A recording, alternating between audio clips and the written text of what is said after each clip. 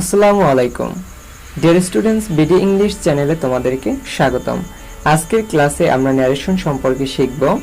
তোমরা যারা নবম, দশম এবং যারা এসএসসি পরীক্ষার্থী রয়েছে, বেসিক্যালি আজকের ক্লাসটি হচ্ছে তোমাদের জন্য। ডিয়ার স্টুডেন্টস, ন্যারেশন শব্দের অর্থ হচ্ছে উক্তি। বক্তা যে কথাগুলো বলে, অর্থাৎ তার কথা আমার মতন করে বলাই হচ্ছে ন্যারেশন। উদাহরণস্বরূপ, রহিম সেড আই অ্যাম ইল। রহিম বলেছিল আমি হই অসুস্থ।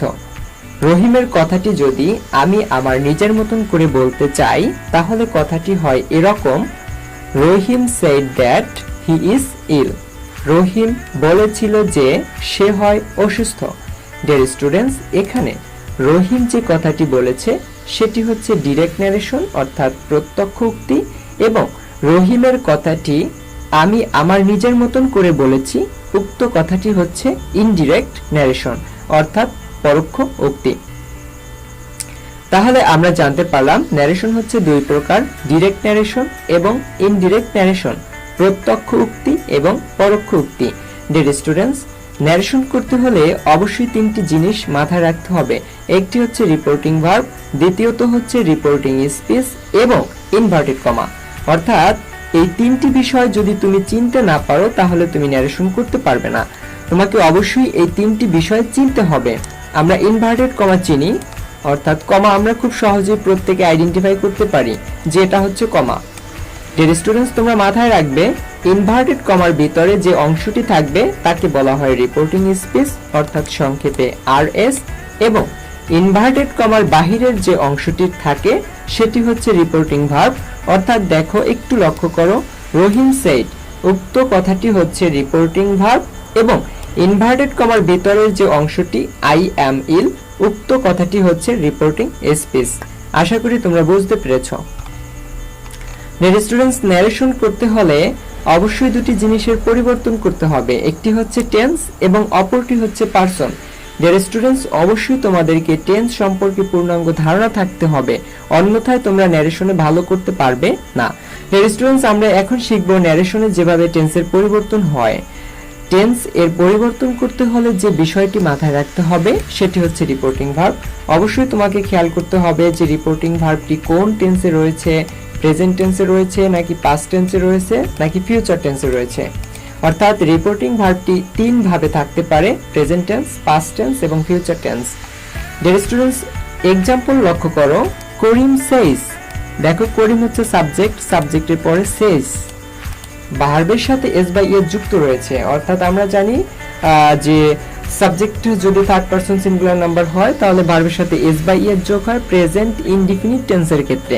অর্থাৎ আমরা বলতে পারি যে উক্ত ন্যারেশনের রিপোর্টিং ভার্বটি হচ্ছে প্রেজেন্ট টেন্সের। তারপরে দেখো, করিম সেইড, এখানে সে এর পাস্ট ফর্ম হচ্ছে সেইড, তাহলে এই যে রিপোর্টিং ভার্বটি এটি হচ্ছে পাস্ট টেন্সের। তারপর দেখো, করিম will say, Karim will say, করিম বলবে। আমরা জানি ফিউচার টেন্সের স্ট্রাকচার, অর্থাৎ ফিউচার ইনডিফিনিট টেন্সের স্ট্রাকচার হচ্ছে সাবজেক্টের পরে shall, will plus verb on. তাহলে আমরা বলতে পারি যে উক্ত রিপোর্টিং ভার্বটি হচ্ছে ফিউচার টেন্সের।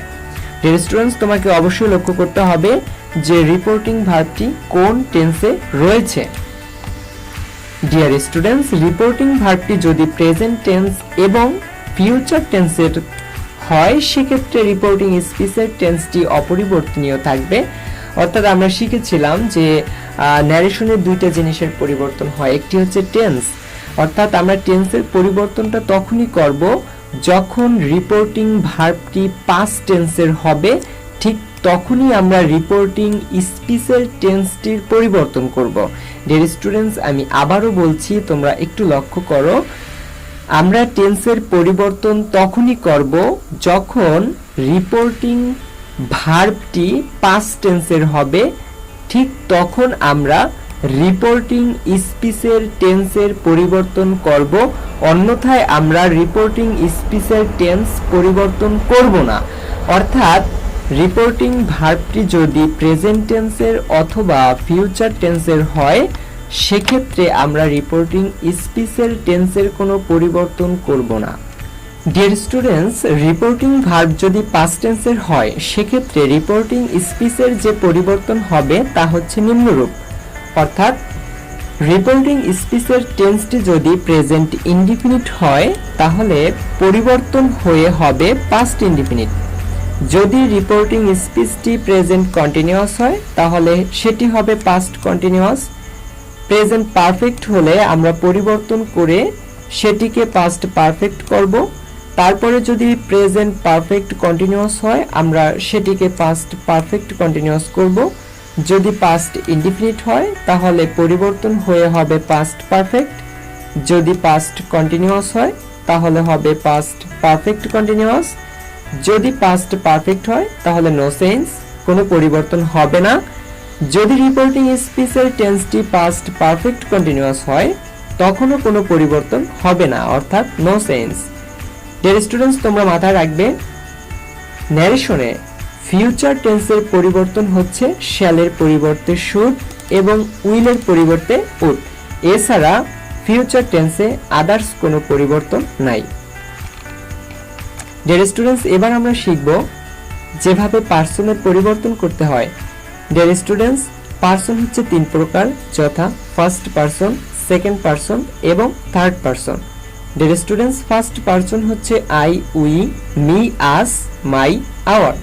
সেকেন্ড পার্সন হচ্ছে you, your, yours. Dear students, third person হচ্ছে ফার্স্ট এবং সেকেন্ড পার্সন বাদে যা কিছু রয়েছে সব কিছু হচ্ছে থার্ড পার্সন, যেমন রহিম, করিম, হি, শি, দে, দেম ইত্যাদি। ডিয়ার স্টুডেন্টস, ন্যারেশনে পার্সনের পরিবর্তনটি হবে ফার্স্ট পার্সন সে সব সময় সাবজেক্টকে অনুসরণ করবে, সেকেন্ড পার্সন সব সময় অবজেক্টকে অনুসরণ করবে এবং থার্ড পার্সন সে কাউকে অনুসরণ করবে না, একাই 100, অর্থাৎ সে নিজেই নিজের স্থানে সে বসবে।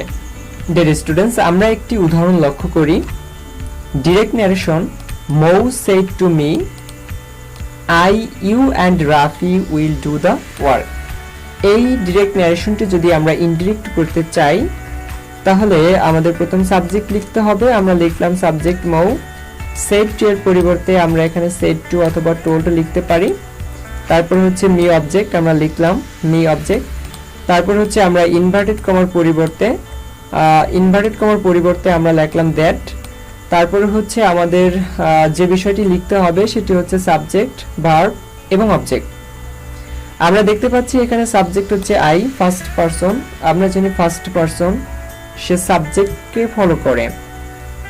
এখন এই আই সে সরাসরি রিপোর্টিং ভার্বের যে সাবজেক্ট মৌ তার কাছে যাবে।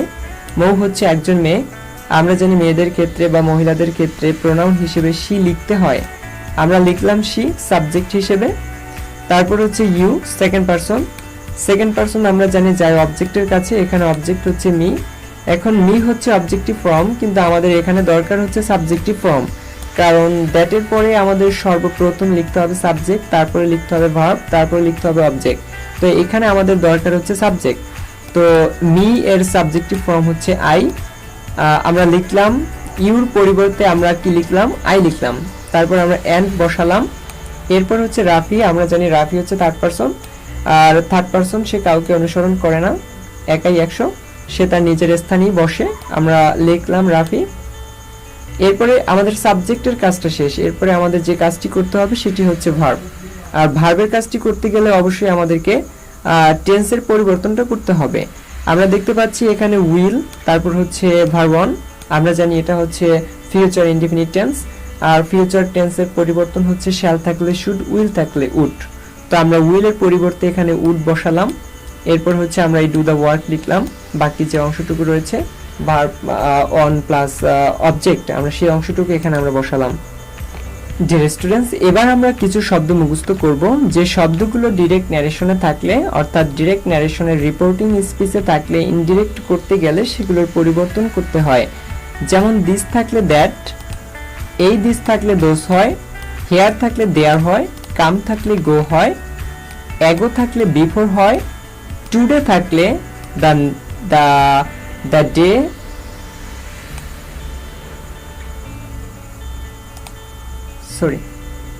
এগো থাকলে বিফোর হয়, টুডে থাকলে দ্যাট ডে অথবা দ্য ফলোয়িং ডে হয়। টুমোরো থাকলে দ্য নেক্সট ডে, ইয়েস্টারডে থাকলে দ্য প্রিভিয়াস ডে, টুনাইট থাকলে দ্যাট নাইট, নাও থাকলে দেন হয়।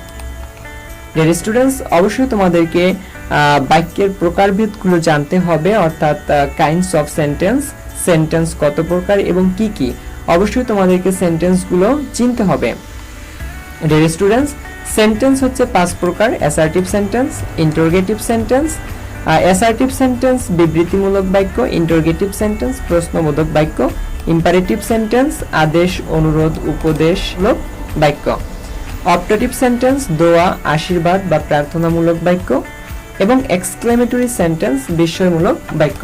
ডিয়ার স্টুডেন্টস, ন্যারেশন করতে হলে অবশ্যই তোমাদেরকে সেন্টেন্সগুলো চিনতে হবে।